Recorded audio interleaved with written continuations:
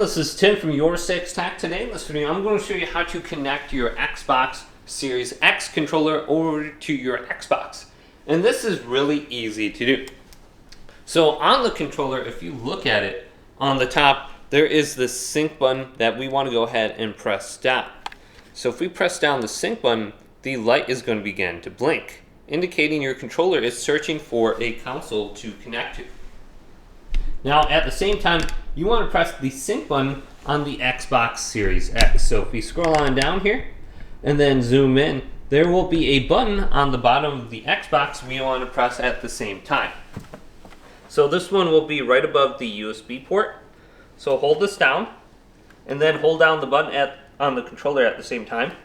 So let's hold both these buttons down for 1, 2, 3, 4 seconds and then let go.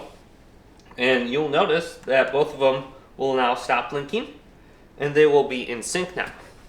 But if the controller doesn't connect, grab a USB cable and then plug it into the front of the Xbox and plug the other end into your controller. Then you can press the Xbox button and then the two should be synced up and paired now. Then you can disconnect the cable here. And then your Xbox controller should be connected wirelessly.